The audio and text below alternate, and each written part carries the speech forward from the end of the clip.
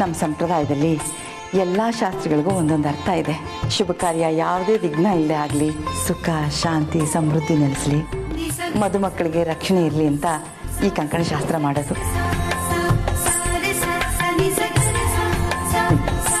ಈ ಮನೆಯಲ್ಲಿ ಯಾವುದೇ ಶುಭ ಕಾರ್ಯ ನಡೆಯುವಾಗಲೂ ಈ ಮನಸ್ಸು ಆ ದೇವರಲ್ಲಿ ಬೇಡ್ಕೊಳ್ಳುತ್ತೆ.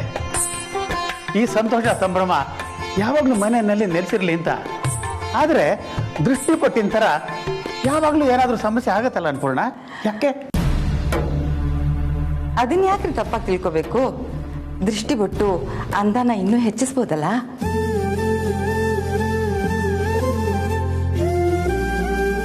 ನಮ್ ಕಮಲಿಗೆ ದೃಷ್ಟಿ ಬಿಟ್ಟಿಟ್ರೆ ಕಾಣ್ತೈತಲ್ಲ, ಹಂಗಲ್ವಾ ಅಜ್ಜಿ?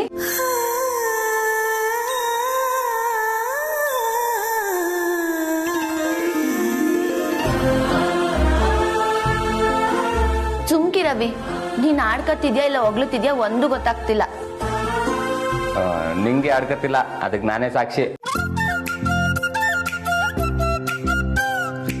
ಕಮಲಿ, ಈ ಕಂಕಣ ಶಾಸ್ತ್ರ ಸಾಮಾನ್ಯವಾಗಿ ಸೋದರ ಮಾವನ ಕೈಲಾಗಬೇಕು ಅಂತಾರೆ.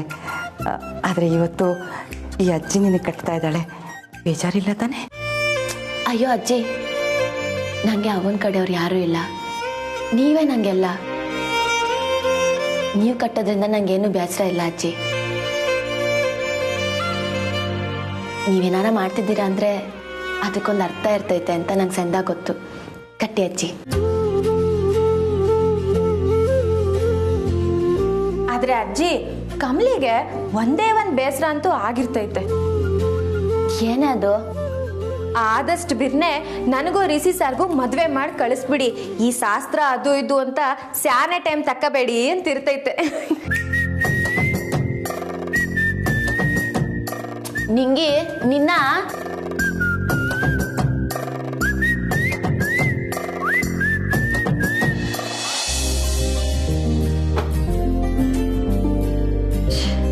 ಇಡೀ ಕಬೋರ್ಡ್ ಖಾಲಿ ಮಾಡಿದಾಯ್ತು. ನಿನ್ ರೂಮಲ್ಲೇ ಇಟ್ಟಿದ್ದೀನಿ ಅಂದ, ಎಲ್ಲೂ ಕಾಣ್ತಾನೆ ಇಲ್ಲ. ನಮ್ ಋಷಿ ಅಂತೂ ಹೇಳೋದೊಂದು ಮಾಡೋದೊಂದು. ನಾನ್ ಯಾಕೆ ಹುಡುಕಿ ಕಷ್ಟ ತಗೋಬೇಕು? ಅವನ್ಗೆ ಅವನ್ ಫೋನ್ ಮಾಡಿ ಕೇಳಿದ್ರಾಯ್ತು.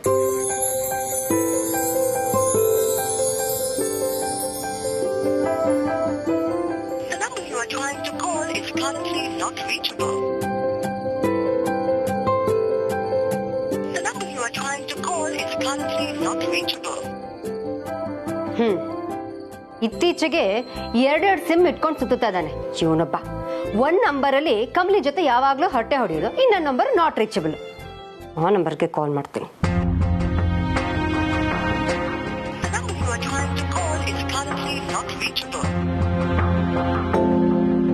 ಏನಿದು, ಎರಡು ನಂಬರ್ ನಾಟ್ ರೀಚಬಲ್ ಬರ್ತಾ ಇದೆಯಲ್ಲ?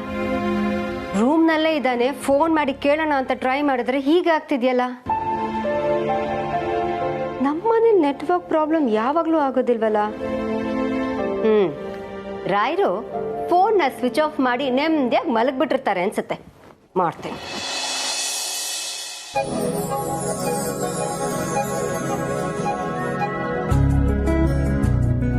ಕಮಲಿ, ಆ ಕಂಕಣದ ತಟ್ಟೆ ತಗೊಮ್ಮ, ನಾನೇ ನಿನಗೆ ಕಟ್ತೀನಿ.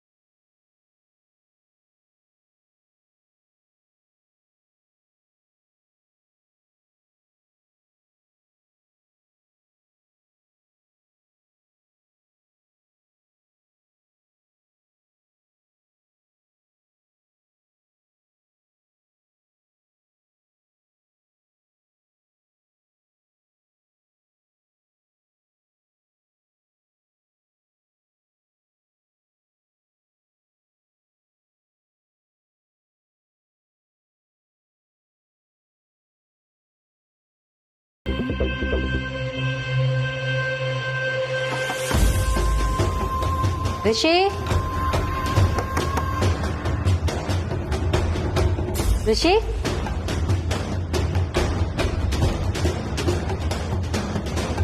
ರಿಷಿ ನಮ್ಮಲ್ಲಿಲ್ವಾ ಇವನು ಎಲ್ಲಿ ಹೋದ ರಿಷಿ ರಿಷಿ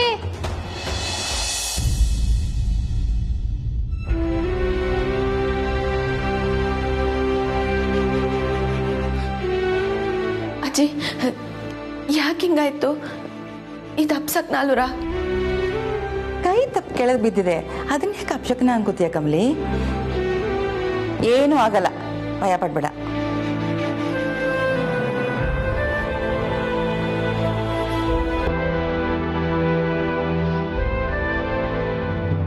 ರಿಷಿ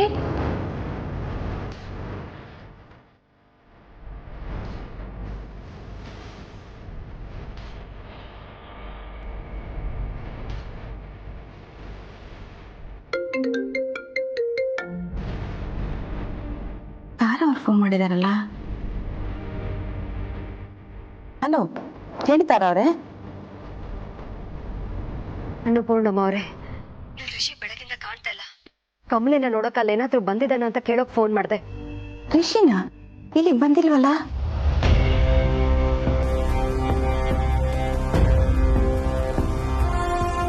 ಎಲ್ಲ ಹೋಗ್ತೀನಿ ಅಂತ ಕಮಲಿಗೆ ಏನಾದ್ರೂ ಹೇಳಿದಾನ ಅಂತ ಕೇಳ್ತೀನಿ ಸ್ವಲ್ಪ ಅವಳಿಗೆ ಫೋನ್ ಕೊಡ್ತೀರಾ ಹಾ ಕೊಟ್ಟೆ ಕಮಲಿ ಫೋನ್ ತಗೋ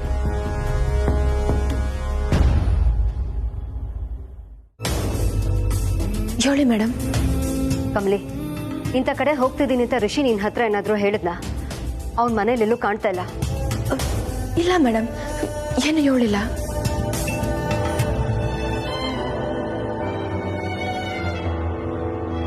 ಮೇಡಮ್ ಸಾರ್ ಯಾವಾಗಿಂದ ಮನೆಗಿಲ್ಲ ಬೆಳಗ್ಗೆಯಿಂದ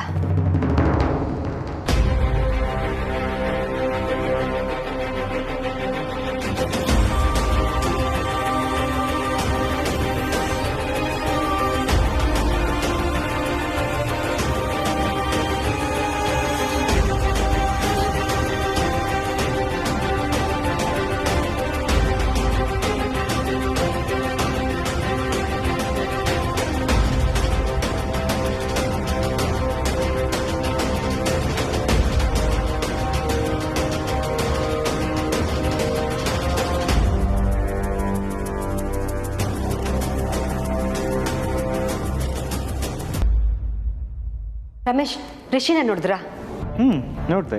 ಎಲ್ಲಿ ನೋಡಿದ್ರಿ ಅವ್ನ ರೂಮಲ್ಲಿಲ್ಲ ಇಲ್ಲೇ ನೋಡಿದ್ನಲ್ಲ. ಯಾವಾಗ ನೋಡಿದ್ರಿ ನೆನ್ನೆ ಸಾಯಂಕಾಲ ನಾನು ನೀನು ಅವನು ಇಲ್ಲೇ ಕೂತ್ಕೊಂಡು ಟೀ ಕುಡಿತಾ ಮಾತಾಡ್ತಾ ಕೂತಿದ್ವಲ್ಲ. ರಮೇಶ್ ಈಗ ನೋಡಿದ್ರ ಅಂದೆ.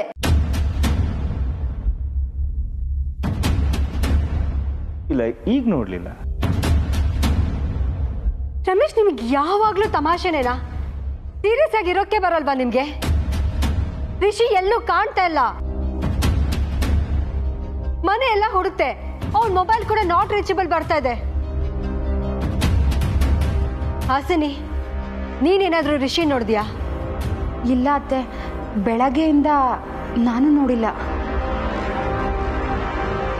ನಾನಾ ಯಾಕೆ ಇಷ್ಟೊಂದು ಟೆನ್ಷನ್ ಮಾಡ್ಕೋತೀಯ? ಅವನೇನು ಇನ್ನೂ ಚಿಕ್ಕ ಹುಡುಗನ? ಸಾಲದಕ್ಕಿಂದೇನು ಅವ್ನ ಮದುವೆ ಬೇರೆ. ಎಲ್ಲಿ ಹೋಗ್ತಾನೆ? ಮೋಸ್ಟ್ಲಿ ಯಾಕೋ ಇನ್ವಿಟೇಷನ್ ಕೊಡೋಕೆ ಹೋಗಿರ್ಬೇಕು ಅನ್ಸುತ್ತೆ. ನಿಮಗೆ ಸ್ವಲ್ಪನೂ ಸೀರಿಯಸ್ನೆಸ್ ಇಲ್ಲ ರೀ. ಹೋಗಿ ಹೋಗಿ ನಾನು ನಿಮ್ಮನ್ನ ಕೇಳ್ತಾ ಇದ್ದೇನಲ್ಲ, ನನಗೆ ಬುದ್ಧಿ ಇಲ್ಲ. ರಚನಾ, ರಿಷಿ ನೋಡಿದ್ಯಾ? ಇಲ್ಲಮ್ಮ. ನೋಡಿಲ್ಲ ಅಂದ್ರೆ ಹೇಗೆ? 3 ಹೊತ್ತು ಅವನ ಜೊತೆನೆ ಅಂಟ್ಕೊಂಡಿರ್ತೀಯ, ಈಗ ನೋಡಿದ್ರೆ ಗೊತ್ತಿಲ್ಲ ಅಂತಿದ್ಯಾ? ಅಮ್ಮ, ಯಾಕೆ ಇಷ್ಟೊಂದು ಟೆನ್ಷನ್ ಮಾಡ್ಕೋತಾ ಇದ್ದೀರಾ? ಅಣ್ಣನೇ ಮದುವೆ ಗಂಡು, ಈಗಲೂ ನಾನು ಅವನ ಜೊತೆನೇ ಇರೋಕ್ಕಾಗತ್ತಾ ಹೇಳಿ? ನಿಮ್ಗೇನು ಇವಾಗ ಅಣ್ಣ ಬೇಕು ಅಷ್ಟೇ ತಾನೇ? ನನಗೊಂದು ನಿಮಿಷ ಟೈಮ್ ಕೊಡಿ, ನಾನು ಅವನ್ನ ಕರ್ಕೊಂಬಂದು ನಿಮ್ಮ ಕಣ್ಣು ಮುಂದೆ ನಿಲ್ಲಿಸ್ತೀನಿ, ಓಕೆನಾ? ಅದಕ್ಕೆ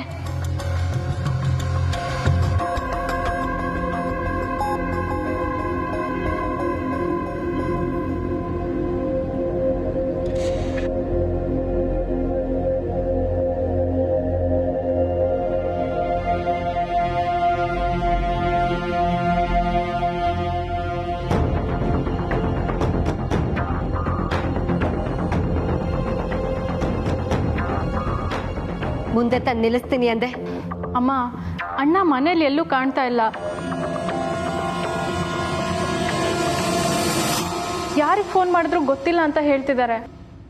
ಇವತ್ತು ಎಲ್ಲಿ ಹೋದ್ನೋ ಏನೋ.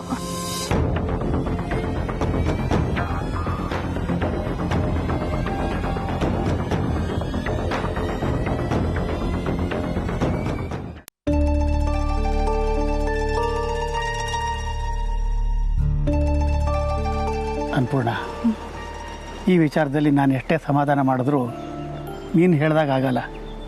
ನೋಡು, ನಮ್ಮ ಕಂದ ಎಷ್ಟು ಬೇಜಾರು ಮಾಡ್ಕೊಂಡಿದ್ದಾಳೆ.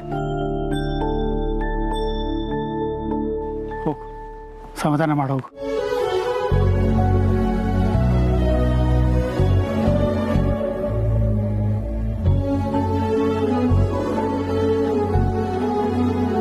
ಕಮಲಿ, ನೀನು ಹೀಗೆ ಡಲ್ಲಾಗಿ ಕೂತ್ರೆ ಮದುವೆ ಮನೆ ಕಳೆನೇ ಇರಲ್ಲಮ್ಮ. ರಿಷಿ ಎಲ್ಲೂ ಹೋಗಿರಲ್ಲ. ಇನ್ವಿಟೇಷನ್ ತರಕ್ಕೆ ಹೋಗಿರ್ತಾನೆ, ಇಲ್ಲಾಂದರೆ ಮದುವೆ ಕೆಲಸ ನೋಡೋಕೆ ಹೋಗಿರ್ತಾನೆ ಅಷ್ಟೇ. ಹಾಗಲ್ಲ ಅಜ್ಜಿ, ಕಮಲಿಗೆ ಒಂದು ಮಾತು ಹೇಳಿಲ್ವಲ್ಲ ಅಂತ ಅವಳು ಬೇಸರ ಮಾಡ್ಕೊಂಡವಳೆ ಅಲ್ವೇ ನವಿ?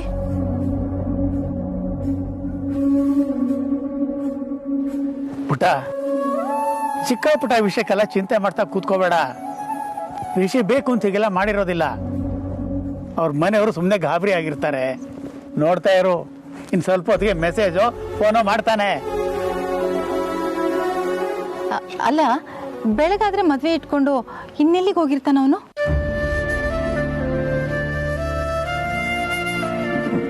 ನೀನು ಅಷ್ಟೇ ಗಾಬರಿ ಬೇಸರ ಮಾಡ್ಕೊಂಡ್ರೆ ಹೇಗಮ್ಮ? ನಮ್ಮ ಕಮಲಿ ಮತ್ತೆ ಋಷಿ ಮೇಡ್ ಫಾರ್ ಈಚ್ ಅದರ್ ಅಂತ ದೇವರೇ ಬರೆದಿಟ್ಬಿಟ್ಟಿದ್ದಾನೆ. ಇನ್ನೇನು, ಯಾವುದಕ್ಕೂ ಚಿಂತೆ ಮಾಡಬೇಡಮ್ಮ. ನೋಡ್ ಕಮಲಿ, ನಿನ್ನ ಬದುಕಲ್ಲಿ ಬೇಕಾದಷ್ಟು ಕಷ್ಟಗಳನ್ನ ದಾಟಿ ಬಂದಿದ್ಯಾ. ನಿನಗೆ ಸಿಗ್ಬೇಕಾಗಿರೋದು ಎಲ್ಲನೂ ಸಿಕ್ಕಿದೆ, ಮುಂದಕ್ಕೂ ಸಿಗತ್ತೆ. ನೀನು ಯಾವುದಕ್ಕೂ ಧೃತಿ ಕೆಟ್ಟಿಲ್ಲ ಕಮಲಿ. ಸೋಲೊಪ್ಕೊಂಡು ಶರಣಾಗಿಲ್ಲ, ಧೈರ್ಯದಿಂದ ಹೋರಾಡ್ತಾನೆ ಇದೆಯಾ.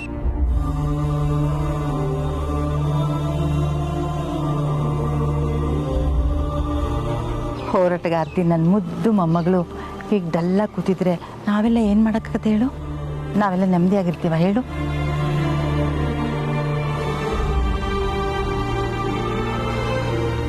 ಅಜ್ಜಿ, ನನಗೆ ಅನ್ನಿಸ್ತೈತೆ ರಿಷಿ ಸರು ಎಲ್ಲ ಹೊರಗೋಗೋರಲ್ಲ, ಅವ್ರ ಫೋನು ಆಫ್ ಆಗೋಗೈತೆ. ಅದಕ್ಕೆ ಅವ್ರಿಗೆ ಯಾರನ್ನ ಸಂಪರ್ಕ ಮಾಡಕ್ ಆಯ್ತಿಲ್ವೇನೋ. ಹಾಗಾಗಿದ್ರು ಆಗಿರ್ಬೋದು. ನಾವು ಮತ್ತೆ ನಂದಾ ಫ್ಯಾಮಿಲಿಯವರು ಎಷ್ಟೇ ಬಿಸ್ನೆಸ್ ಪಾರ್ಟ್ನರ್ ಆಗಿದ್ರು ನಿಮ್ಮಿಬ್ಬರ ಮದುವೆ ಈ ಮಟ್ಟಕ್ಕೆ ಬರೋದಕ್ಕೆ ಎಷ್ಟೊಂದು ವಿಘ್ನಗಳನ್ನ ಗೆದ್ದು ಬಂದಿದ್ದೀರಾ. ಇನ್ನೇನು 4 ದಿನ ಅಷ್ಟೇ, ನಿನಗೆ ಕನ್ಯಾದಾನ ಮಾಡಿಕೊಡ್ತೀವಿ. ನೀನು ರಿಷಿ ಜೊತೆ ಸಪ್ತಪದಿ ತುಳಿತೀಯ.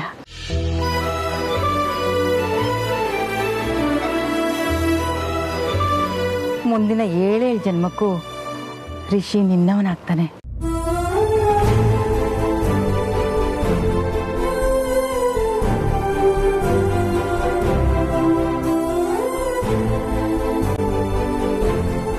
ಮದುಮಗಳು ಹೀಗೆ ಚಿಂತೆ ಮಾಡ್ತಾ ಊಟ ತಿಂಡಿ ಬಿಟ್ಟು ಕೂತ್ರೆ ಮುಖ ಬಾಡೋಗತ್ತೆ. ಬಾಡಿರೋ ಮುಖನ ನಮ್ಮ ಅಳಿಯ ದೇವರು ಹೇಗೆ ನೋಡ್ಬೇಕು ಹೇಳು? ಹೇಳಮ್ಮ, ಹೇಳು. ನಿಂಗಿ, ಕಮಲಿ ಬೆಳಗ್ಗೆಯಿಂದ ಖಾಲಿ ಹೊಟ್ಟೆಲಿದ್ದಾಳೆ, ಅವಳಿಗೇನಾದ್ರೂ ತಿನ್ನಕ್ ಕೊಡಮ್ಮ. ಹೌದು ಪುಟ್ಟ, ಹೋಗು, ಏನಾದ್ರು ತಿನ್ನು ಹೋಗು.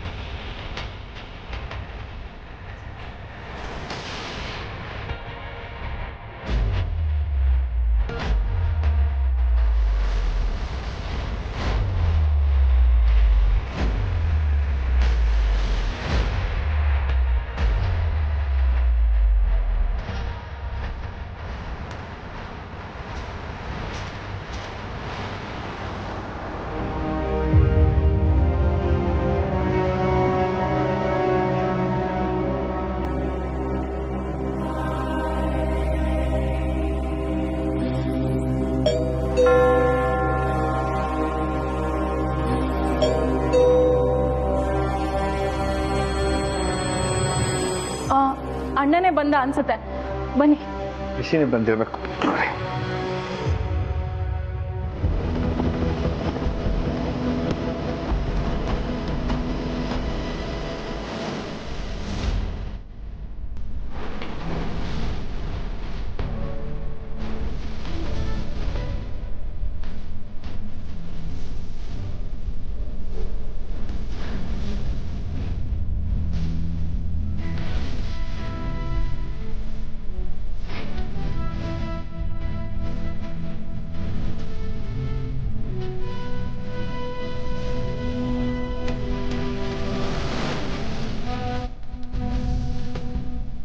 ಯಾರಪ್ಪ ನೀನು? ನಾನು ಋಷಿ. ಓ ಬಾಬಾ ಕೊಳಪ್ಪ. ಯಾರು ಯಾರಂತೆ? ಹೇಳಿದ್ನಲ್ಲಪ್ಪ, ನಾನೇ ಋಷಿ.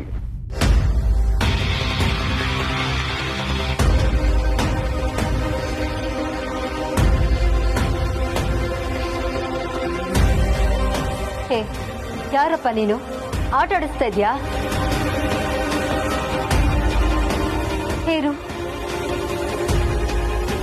ಎಲ್ಲೋ ನೋಡಿದ್ದೀನಲ್ಲ. ಸ್ವಂತ ಮಗನ್ನೇ ಎಲ್ಲೋ ನೋಡಿದ್ದೀನಿ ಅಂದ್ರೆ ಏನರ್ಥ?